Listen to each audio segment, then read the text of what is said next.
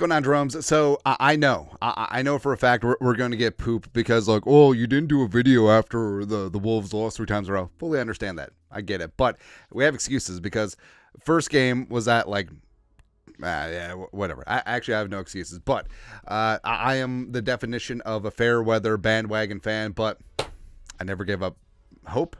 I never gave up the faith. And even after the Wolves started losing games, I was like, Wolves in 5, Wolves in 6, and now Wolves in 7, baby. I want you to put the word out there that we back up. Because over the last 3 games, after the Wolves sort of gave it away, now the 2-0 lead, which, by the way, looking back at this, you had a 2-0 lead. You whooped the defending champions' ass on their own court 2 times. You're coming back home to Target Center. Some of the loudest and proudest fans in the NBA, the association, and just you drop 2 games at home, you get your ass whooped in Denver. It just was not good. It was not good. But I was tired of all the talking heads. Oh, Jokic. Oh, the MVP. 3 of the last 4 years. And what's annoying too? He's dominant. HOF. Potentially could be in the GOAT conversation for post players, but it just seems like it's too easy for him. Like, Jokic doesn't even care. He doesn't even care about basketball. I feel like it's like his 7th favorite sport. He just goes out there and but you got to respect it.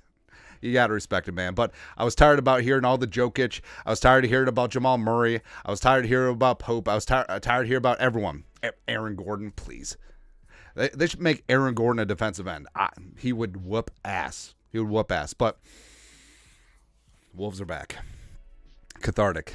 I mean, when Luke Garza is like dropping threes on you, that's when you know it's bad. The Wolves at one point in the fourth quarter led by 50. Which, a 50-piece nugget sounds kind of good.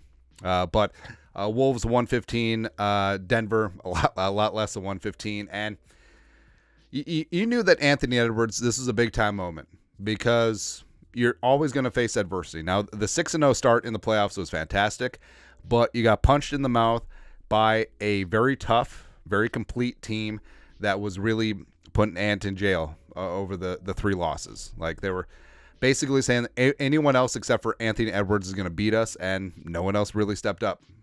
Guys were missing shots all over the place. Guys were forcing shots. Guys weren't closing out on defense. But game 6, so I was basically like, hey, whatever happens, happens. Just go down swinging and just play tough, play aggressive, and if you lose, it happens, right? But just make sure that you go down with some self-respect. But also whoop that ass. And yeah, there's lots of parallels. You know, the 87 Twins and 91 Twins were down 3-2 in their series before winning the final 2. Now, difference is that baseball was 2-3-2 format as opposed to 2-2-1-1-1.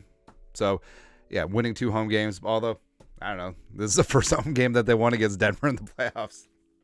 So maybe that's unimportant since I already won 2 in Denver. But yeah, forcing game 7. And you know, Anthony Edwards was just going to be dialed in and forcing the issue. And the entire team was. So props to Finchie getting this team back and making good adjustments, especially defensively. And also it certainly helped that the Nuggets didn't make 124% of the freaking shots, which that was so in the 3 losses, yeah, the Wolves defense was a little bit suspect. Yes, Jokic had Rudy in the blender, but it just seems like every single freaking heat check 3, just whatever shot from, I mean, Holiday and Jackson off the bench, it was so damn annoying. But the Wolves whooped that ass. Also, I think Holiday and Jackson combined for 0 Goose and D'Angelo Russell points. But Jokic, I mean, even though he put up 22 points in 36 minutes, he was average. Like, he did not look like the same dude. He looked like the dude from the first 2 games as opposed to the middle 3 games. But also 9 of 19 shooting and minus 25 and plus minus. And the story for the Wolves, so the defense is back. And you know, initially in the first quarter when they were down 9-2, it was just like, oh, here we go. Here we go again. And then you blink and they go on like a 20-2 run, and that's what really set things off. And Anthony Edwards, he threw down the gauntlet in the first quarter. It says, like, F you, we are not losing. And it's like he said to the ball boy in Denver, we'll see you in Game 7. And that's exactly what he did. But Ant, 27 points on 8 of 17 shooting, 4 for 9 from 3. So he's getting his jumper going. And, yeah, they're doubling, they're trapping, they're trying to do everything for against Edwards, except he just refused to lose. And plus 43 and plus minus leading the way for the Wolves. Just absolutely. That's a performance where you got to have it. Where, honestly, if the Wolves would have rolled over and died, I'd be like, okay, they made a good show of it. They started out with 6 wins in the playoffs. Denver's the defending champions. Jokic is the multi-time MVP. It is what it is. But no, like, the Wolves got together and said, F you. And I love it. I love it, man. Jay McDaniels finally had himself a solid game. McDaniels, defensively, he's already up there as one of the best perimeter defenders in the league. Also, he can defend 1 through 4 adeptly. It's fantastic. But offensively, he's really been hot and cold, but he got it together tonight. 21 points, 8 of 10 shooting, as well as 3 for 5 from 3, plus 23 and plus minus. Rudy had a great defensive game. The adjustments that Finchie put in were fantastic. Cat had a bit of a rough night shooting.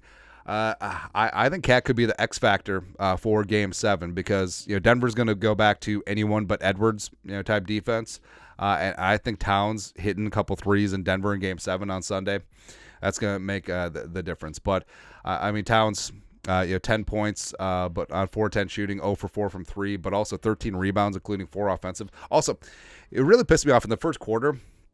I'm pretty sure they got all 10 of their offensive rebounds on like 2 possessions. It was just so freaking annoying, man. But you got to love it. And, hey, whatever happens in Game 7. But I'm really proud of the Wolves, the fact that they got off the canvas after taking a couple of haymakers from Denver. And they're just like, hey, you played some good ball, but go F yourself. We can play some damn good ball too. And guess what? We're going to go into Denver, where we've already won 2 out of 3 this series, and we're going to tax that ass, and we're going to take back home court advantage for the Western Conference Finals, and we're coming, baby. We are coming. And then you got Boston on the other side of the bracket with a Mickey Mouse trip to the NBA Finals. Please, man. But it was just amazing. Just amazing. Bring on Game 7. Anything can happen in one game. Anthony Edwards' signature moment, Game 6, is going to be trumped by Anthony Edwards in Game 7.